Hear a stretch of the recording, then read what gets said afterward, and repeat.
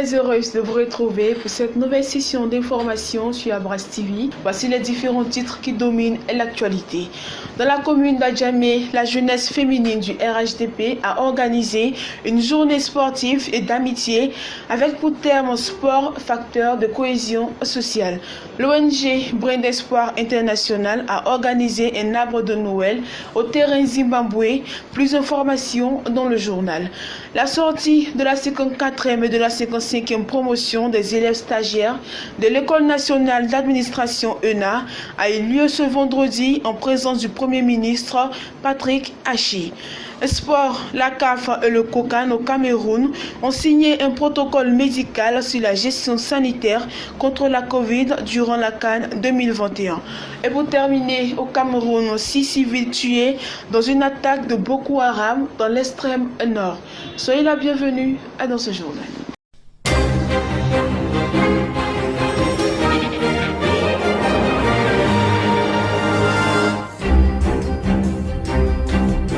Comme annoncé dans le sommaire, dans la commune d'Adjamé, la jeunesse féminine du RHDP a organisé une journée sportive et d'amitié qui avait pour terme sport facteur de cohésion sociale. La ministre de la Femme, de la Famille et de l'Enfant, Mme Nassaneba Touré, Mme Biba Diara et le député maire, M. Soumoro Farikou, étaient présents à cet événement. Suivons ensemble cet élément.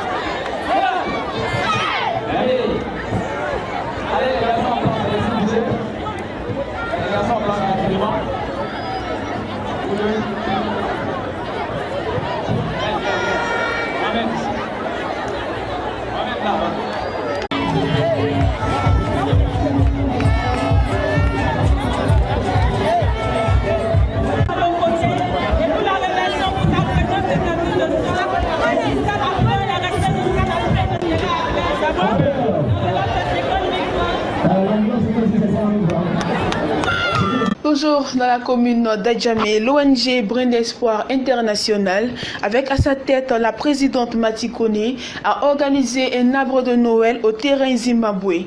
Le reporter était sur les lieux, un reportage signé Namorikone. Viens vers moi, viens.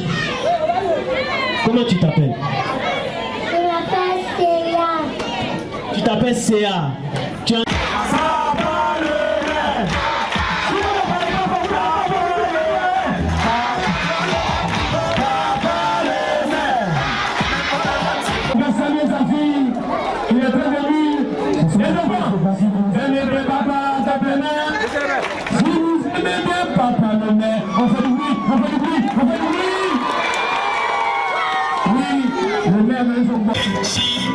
C'est super, c'est génial. Avec Chibi, c'est super, c'est génial. Avec Chibo, c'est super, c'est génial. Avec Chibou, c'est super, c'est génial. Je ne vous entends pas. Vous êtes là? Bon, vous allez dire merci, Maman Massati.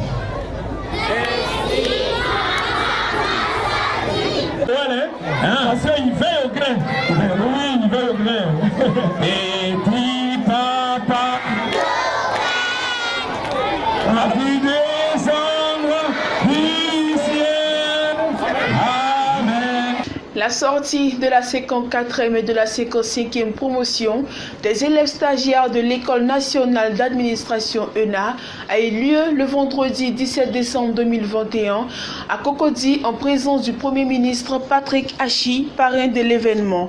Le Premier ministre a salué la ministre de la fonction publique, de la modernisation de l'administration Anne-Désirée Ouloto pour tous ses efforts déployés pour engager résolument l'administration sur le chemin de la modernité et de l'efficacité en renforçant sa visibilité, sa productivité ainsi que son lien avec l'ensemble des usagers du service public, qu'ils soient citoyens ou acteurs privés. Pour le chef du gouvernement, la ministre Anne Ouloto est la bonne personne au bon endroit.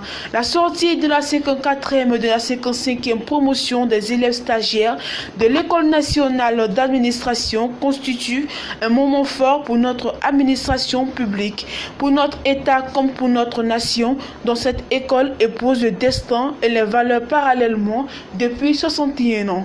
La 54e promotion est forte de 359 élèves, dont 122 femmes, et la 55e de 346 élèves, dont 208 hommes. La 11e édition du congrès de la Fédération estudiantine et scolaire de Côte d'Ivoire FESI s'est tenue ce vendredi 17 décembre 2021 et l'on voit que tout s'est déroulé dans le calme. C'est dans cette optique que celui qui a été le premier secrétaire général de cette association, né en 1990, M. Aipo Martial, a félicité les organisateurs pour l'essence de la maturité. Il faut souligner que le thème évoqué dans ce congrès est quel apport de la FESI dans la gestion d'une école ivoirienne en déliquescence et face aux défis de l'employabilité. Plusieurs sections de la FESI et d'autres organisations estudiantines, dont la Confédération estudiantine et scolaire d'Afrique CESA, ont pris part à ce congrès. Plusieurs personnalités politiques et anciens dirigeants de cette organisation estudiantine étaient présents à ce rendez-vous. Le nouveau président de la FESI sera connu à l'issue de ce congrès. Du côté des médias, 47 professionnels distingués dans l'ordre du mérite de la communication. Cette cérémonie de distinction, qui était à sa 3e édition, a permis d'élever dans l'ordre du mérite de la communication 8 personnalités au rang de commandeur, 19 officiers et 20 chevaliers. Selon Amadou Koulibaly, par ailleurs porte-parole du gouvernement, l'ordre du mérite de la communication compte aujourd'hui parmi les plus illustres dans le système de récompenses de la République et vise à primer les agents qui se sont distingués par leur travail ou par leur contribution au développement et à la promotion de la communication et des médias en Côte d'Ivoire. Il a invité les récipiendaires à demeurer méritants de cet honneur que l'État de Côte d'Ivoire manifeste en eux. Je vous encourage à persévérer dans la quête de valeurs harmonieuses, de courage, de probité, de labeur et d'excellence renouvelée, a-t-il insisté. La porte-parole des récipiendaires, Rokia Ouattara Ndiaye, a dit son infinie gratitude au gouvernement. Nous sommes heureux et fiers d'avoir été désignés pour cette distinction et sommes reconnaissants d'avoir ravivé cette flamme d'appartenir à la grande famille de la communication. Elle a rassuré de l'engagement des récipiendaires à demeurer de bons modèles avec un sens élevé et avéré du devoir. Plusieurs membres du gouvernement et personnalités du monde de la communication ont pris part à la cérémonie. Parlons à présent de football. Le CAF et le COCAN au Cameroun ont signé un protocole médical sur la gestion sanitaire contre la Covid durant la CAN 2021. Plusieurs mesures ont été dévoilées pour limiter la propagation de la pandémie actuelle au cours de la compétition. Les supporters ne pourront accéder au stade dans lesquels se joueront les matchs de la CAN 2021 que s'ils sont totalement vaccinés et présentent un test PCR négatif de moins de 72 heures ou un RDT antigénique négatif de moins de 72 heures. Quant aux joueurs et leur encadrement, la CAF a fait appel à un laboratoire indépendant pour les tests. Les autorités sanitaires compétentes prendront toutes les mesures nécessaires pour faciliter la vaccination et la réalisation des tests Covid sur tous les sites de compétition. Le titre communiqué porte la signature du ministre des Sports et de l'Éducation physique, du président du COCAN 2021, du ministre de la Santé publique, du secrétaire général de la CAF La dernière information pour terminer ce journal, au Cameroun, au moins 6 civils ont été tués et plusieurs autres blessés jeudi soir dans une nouvelle attaque de Boko Haram dans l'extrême nord du Cameroun.